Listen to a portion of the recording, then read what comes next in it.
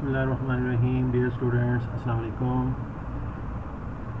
Today I am going to discuss with you cost classifications. As already we have discussed the cost concepts and cost analysis in our previous 3 videos. 3 lectures में हम इसको अच्छे तरीके से cover कर चुके हैं, एक रिव्यू प्रॉब्लम भी की हुई है। अब हम जिस तरह से कोई भी एक कॉस्ट को लेते हैं और उसका एनालिसिस करते हुए उसको आइडेंटिफाई करते हैं कि वो डायरेक्ट है या इनडायरेक्ट है, यानी कि वो ट्रेसेबल है, तो डायरेक्ट कॉस्ट हम उसको कह देते हैं। ख़ास कॉस्ट ऑब्जेक्ट के साथ अगर वो ट्रेस की जा सकती है, इजीली ट्रेस की जा सकती है, तो वो डायरेक्ट कॉस्ट हो जाती है। और इस तरह ट्रेस इजीली नहीं हो सकती तो हम उसको इनडायरेक्ट कॉस्ट कर देते हैं। इसी तरह हमने कॉस्ट बिहेवियर देखा। पहली चीज़ को कॉस्ट असाइनमेंट कहते हैं, इसमें डायरेक्ट एंड इनडायरेक्ट को देखते हैं और कॉस्ट के बिहेवियर को देखते हैं, वेरिएबल एंड फिक्स्ड। बिहेवियर से क्या बना होता है, उसके बढ़ने और कम होने का क्या तरीक़ाकार है, ठीक है। आइदर इट रिमेंस फिक्स्ड और इट बिकम्स वेरिएबल। अब आज के लेक्चर में हम जो है वो देखने जा रहे हैं कि what are the multiple classifications, यानी एक ही कॉस्ट की ज़ाहिर है कि एक से ज़्यादा आस्पेक्ट्स हो सकते हैं और उसको हम कॉस्ट कम्बिनेशन भी कह सकते हैं। फॉर एग्जांपल एक कॉस्ट है वो at the same time direct भी है और वेरिएबल भी है। कोई कॉस्ट है जो डायरेक्ट है और फिक्स्ड है, इसी तरीके से इनडायरेक्ट है और वेरिएबल है, इनडायरेक्ट है और फिक्स्ड है। ये चार जो हैं इसके फेमस कम्बिनेशन है। ऑब्वियसली जब चार ऑप्शंस होंगे लाइक डायरेक्ट एंड इनडायरेक्ट, ठीक है, और वेरिएबल या फिक्स्ड, तो इस तरह से डायरेक्ट का वेरिएबल और फिक्स के साथ कम्बिनेशन बनेगा और इनडायरेक्ट का भी वेरिएबल और फिक्स के साथ कम्बिनेशन बन जाएगा। तो ये चीज़ जो है इसको हम एक एग्जांपल के ज़रिए देखेंगे। लेट्स सी, इस शॉर्ट सी वीडियो में इस एग्जांपल को हम जो है वो अंडरस्टैंड करते हैं। एग्जांपल जो है वो हमारी जो प्रीवियसली एग्जांपल चल रही थी, BMW का ये कार्स का मॉडल है X6 जो है। अच्छा, अब आप ऊपर देखें, कॉलम में जो है वो आ रहा है assignment of cost to the cost object. दोबारा बताता चलूँ कि कॉस्ट ऑब्जेक्ट क्या चीज़ होती है। Cost object is an object for which the cost is being calculated. किसी भी चीज़ के लिए हम जो कॉस्ट कैलकुलेट करते हैं, यहाँ पे कॉस्ट ऑब्जेक्ट क्या है, BMW X6 यानी कार का वो एक मखसूस मॉडल जो है वो हमारी कॉस्ट ऑब्जेक्ट है। तो अब उस कॉस्ट ऑब्जेक्ट को कुछ डायरेक्ट कॉस्ट जो है वो असाइन की जा रही हैं, कुछ इनडायरेक्ट कॉस्ट असाइन की जा रही हैं। अब जो डायरेक्ट कॉस्ट हैं either this could be variable and fixed. तो अब इधर यहाँ पे कम्बिनेशन ज़रा चेक कीजिएगा कि डायरेक्ट वो कॉस्ट जो कि डायरेक्ट भी है और वेरिएबल भी है। तो let's see, for example tyres used in assembly of the automobile. इस तरह से और बहुत सारे एग्जांपल्स हैं जो हम अपने प्रीवियस लेक्चर्स में पढ़ चुके हैं, वो आप वहाँ पे देख सकते हैं। यहाँ पे हमने सिर्फ एक एग्जांपल ली, टायर्स, ठीक है, बहुत वाज़ेह है। इंजन है, टायर है, स्टील बॉडी है। तो अब ये इस वक्त आप देख सकते हैं कि ये डायरेक्टली BMW X6 को ट्रेस भी हो रही है इजीली, टायर्स, और उसका बिहेवियर वेरिएबल भी है। एक प्रीवियस लेक्चर में मैंने आपसे किसी वक्त ये कहा कि जो डायरेक्ट कॉस्ट है वो डायरेक्ट मटेरियल्स और डायरेक्ट लेबर के अलावा भी डायरेक्ट कॉस्ट हो सकती है, ठीक है जी। तो यही इसकी एग्जांपल इधर सामने आपके आ रही है कि इस वक्त डायरेक्ट कॉस्ट के कॉलम में जो है वही कॉस्ट ऑब्जेक्ट BMW X6 है और salary of the supervisor on BMW X6 assembly line.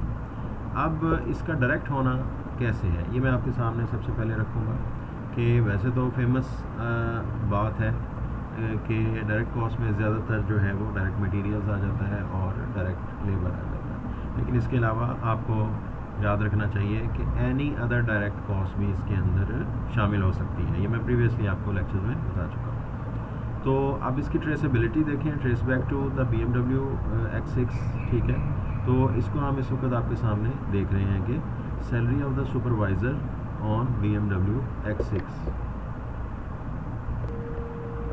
अब देखें ट्रेसेबिलिटी को, देखें कि जो salary of the supervisor on BMW X6 assembly line है, इसको पहले आप कंपेयर करें टायर्स के साथ। टायर्स का वही ताल्लुक, वो बहुत वाज़ेह ताल्लुक, ट्रेसेबिलिटी का जो ताल्लुक है, इजीली ट्रेस होने का जो ताल्लुक है, वो BMW X6 कार के साथ वाज़ेह है सभी को। इसी तरीके से ये सैलरी ऑफ द सुपरवाइज़र, वो सुपरवाइज़र जो कि सिर्फ़ और सिर्फ X6 मॉडल की असेंबली लाइन को देखता है, इसका मतलब ये है कि उस सुपरवाइज़र की सैलरी का ताल्लुक वाज़ेह तौर पे कनेक्ट हो जाता है, ट्रेस बैक हो जाता है किसके साथ, X6 के साथ। क्यों?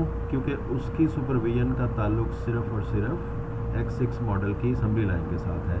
इस वजह से ये चूँकि ट्रेस हो रहा है, ट्रेस हो रही है ये सैलरी, तो फिर ये X6 की डायरेक्ट कॉस्ट है। अब आप इधर नोट कर रहे हैं कि डायरेक्ट कॉस्ट के अंदर डायरेक्ट मटेरियल्स और डायरेक्ट लेबर के अलावा जो है वो ऐसी यानी वेरिएबल कॉस्ट के अलावा, जैसे मैंने कहा डायरेक्ट मटेरियल्स और डायरेक्ट लेबर तो वेरिएबल कॉस्ट है, तो इसके अंदर फिक्स कॉस्ट भी डायरेक्ट कॉस्ट के अंदर आ सकती है। तो इट मीन्स इससे ये पता चला कि डायरेक्ट कॉस्ट के अंदर जो है वो डायरेक्ट मटेरियल्स और डायरेक्ट लेबर के अलावा भी कोई ऐसी कॉस्ट हो सकती है जो कि इस कैटेगरी में आती है, और उसका क्राइटेरिया क्या है? क्राइटेरिया ये है कि उसकी ट्रेसेबिलिटी होनी चाहिए।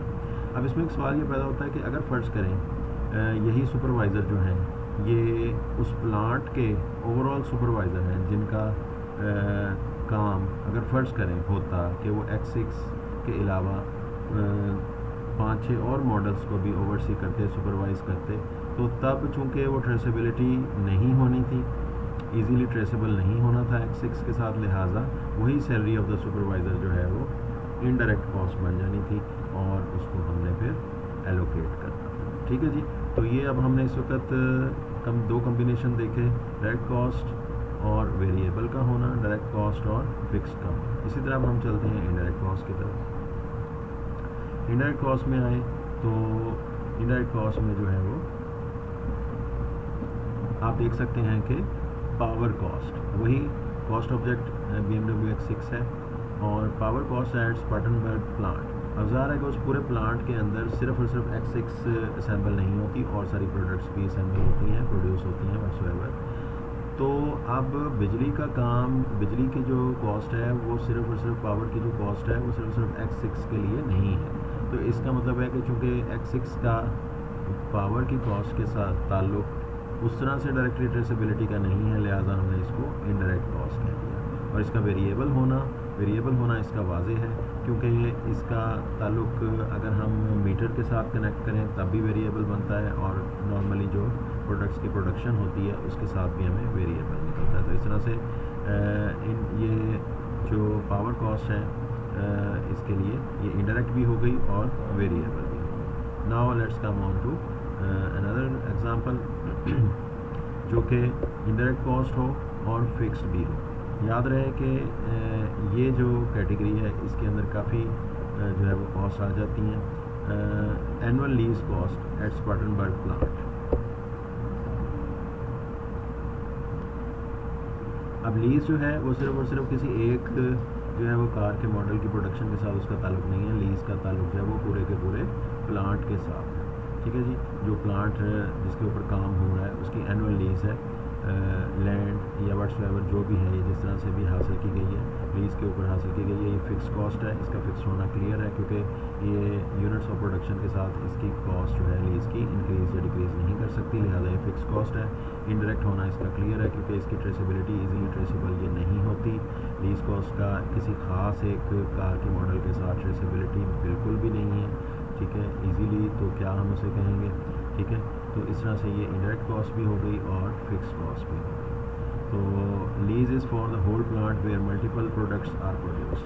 क्योंकि लीज जो है वो एक से ज़्यादा प्रोडक्ट्स वहाँ पर प्रोड्यूस हो रही हैं, किसी एक चीज़ के साथ इसकी ट्रेसेबिलिटी, किसी एक कार के साथ, कार के मॉडल के साथ ट्रेसेबिलिटी नहीं है। तो इस तरह से हमने ये 4 कम्बिनेशंस देखे। ये कम्बिनेशंस नॉर्मली जो है वो इस्तेमाल होते हैं कॉस्ट एनालिसिस के अंदर, मल्टीपल क्लासिफिकेशन ऑफ कॉस्ट के अंदर। आई होप कि इन क्लासिफिकेशंस को देखने के बाद आप जो है वो मज़ीद एक्सरसाइजेज और प्रॉब्लम्स को ईजीली कर